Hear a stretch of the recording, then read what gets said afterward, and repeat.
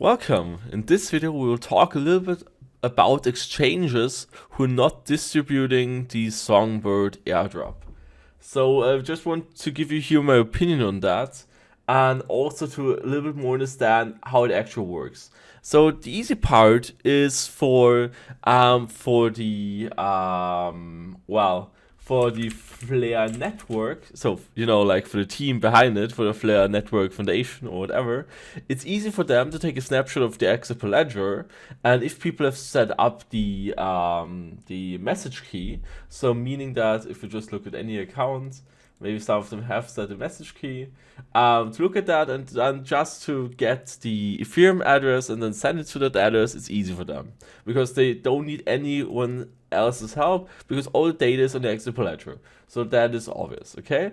So that's the easy part. So if you have had your XRP in a non-custodial wallet, for example, let's say that's my wallet here, an xrpdev, and in my wallet I have 100 XRP, and my message key is the address to some Ethereum kind like address, which is fine. Ether, I'm just gonna go to Etherscan and just copy any address. That's no problem there. I'm just gonna use that one here. Okay, so let's say that's my address, and that's my message key.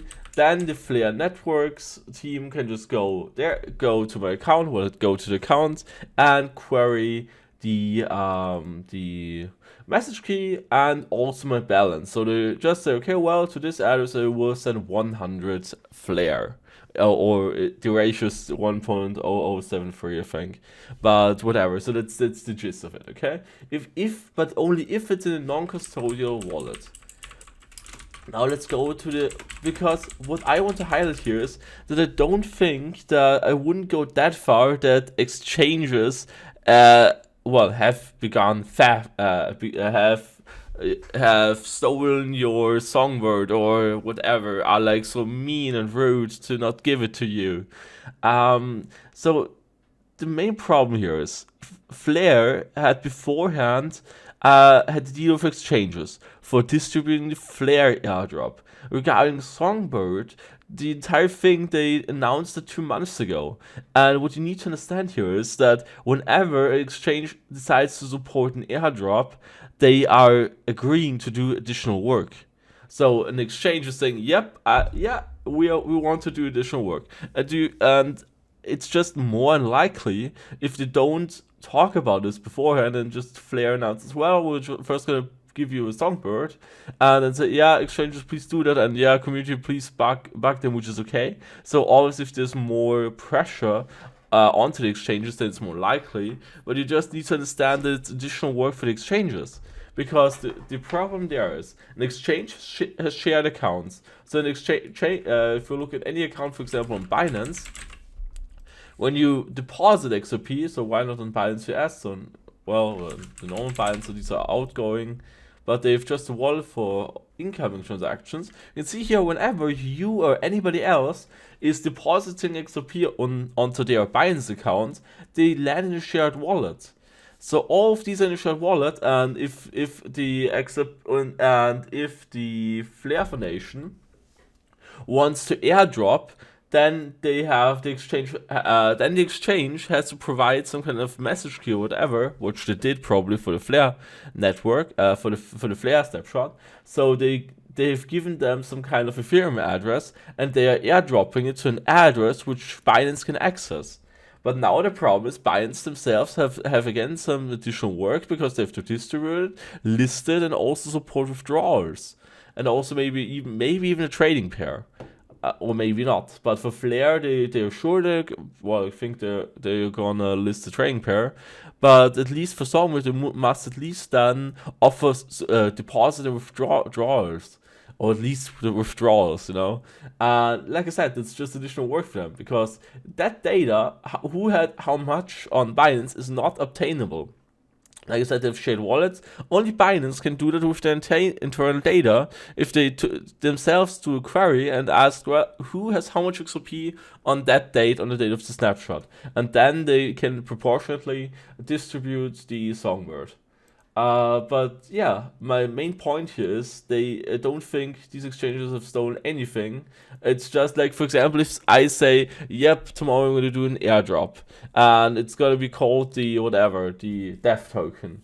And I'm going to say, well, yeah, also some people had XRP on the snapshot date on Binance, but all the people who had it there, yeah, Binance is going to distribute it. And that's the problem there.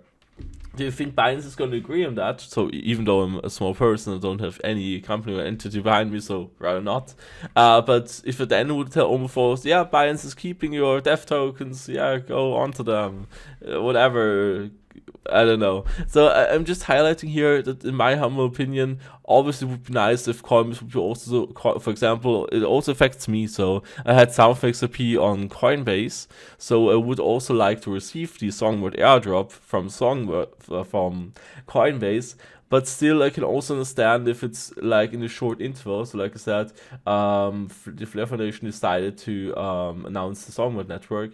Well, quite late, and also in a very short time period, which is okay. Like I said, I'm not trying to be angry or anything at Flare Network, at Flare Networks or the Flare Foundation. My main point here is that I wouldn't direct so much anger at the exchanges as well, because generally speaking, you are asking exchange, yes, exchange, would you like some extra work? Without even agreeing to it. And yeah, the exchange obviously says, yes, obviously, I'd like to do that. Yeah, so it's just additional work for them to do that. And yeah, that's why some exchanges are still unsure, are waiting if there's more pressure, waiting if there is whatever. Because even though it's similar from the implementation probably to any Ethereum style, to any Ethereum chain, like they just would have to copy and paste some code there, it still worked. It's still adding tests for that. It's still a lot to do. So I don't know how many days they would still say they would probably, I don't know, 2 to 3 days maybe. Depends on, always on the developers and how much they have in it. How much they have in the testing structure and how much they have there. So I'm not familiar with their coding environments and with their pipelines. But still, like I said, I wouldn't exaggerate and say they stole it from you. They want to delegate it. They want to get rewards and all of that. Obviously, the Flare Foundation knows exactly which exchange has how much, because they know all the addresses where they have distributed it to. So they know exactly what is going on there. So no exchange is going to act malicious. But I'm just highlighting here that you also cut the exchange some slack to understand actually just do work for free in order to give you an airdrop. They didn't even agree to support in the first place. So Flare, they did agree to that. So lots of exchanges did agree to that. They had probably deals and I don't know what else, yeah. But regarding the Songbird airdrop, it's like I said, additional work. Alright, so these were my 2 cents on the entire matter, because I've seen like many posts like saying, yeah, they've stolen my Songbird from me and everything else, but I just try to show you the other perspective from the exchange. I know many people don't like exchanges, but some of them are also doing a decent job. And yeah, I'm just highlighting here that that exchanges are, in this case, in my opinion, not that much at fault, or it's at least understandable that some of them are still thinking about it and some are not supporting it. Alright, so thanks for watching and see you in the next video.